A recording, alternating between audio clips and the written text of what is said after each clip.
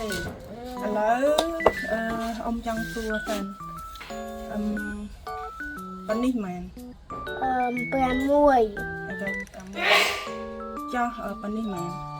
អូខេឥឡូវអ៊ំប្រសាឲ្យដាក់ធ្វើម្រាមដៃឲ្យអ៊ំ4ចំនួន4អូ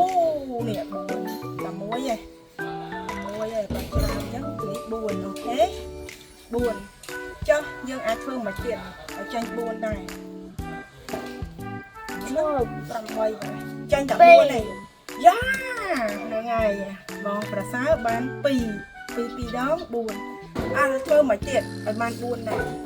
ចេះក៏4ចេះធ្វើមួយទៀតបាន4ចេះបានអត់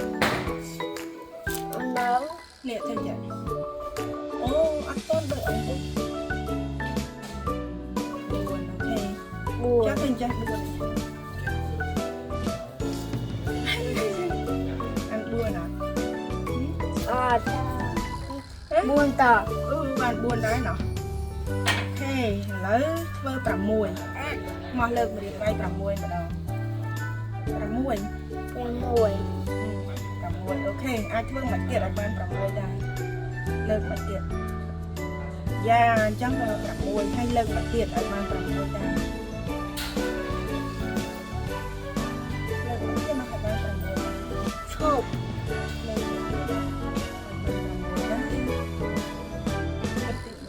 ឈប់យ៉ាហ្នឹងហើយ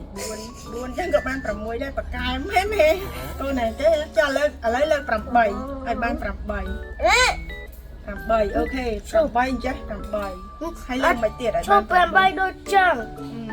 8មួយទៀតអូខេហ្នឹងហើយមួយទៀតមកប្រភេទទៀតឲ្យបាន8ដែរធ្វើមកឈប់បាន8ដែរលេខឈប់លេខ4 Right here.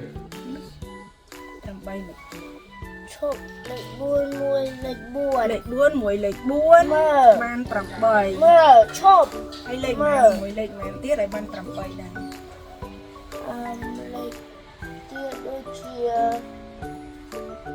5បូក3 3ចា5បូក3ក៏8ដែរអូខេ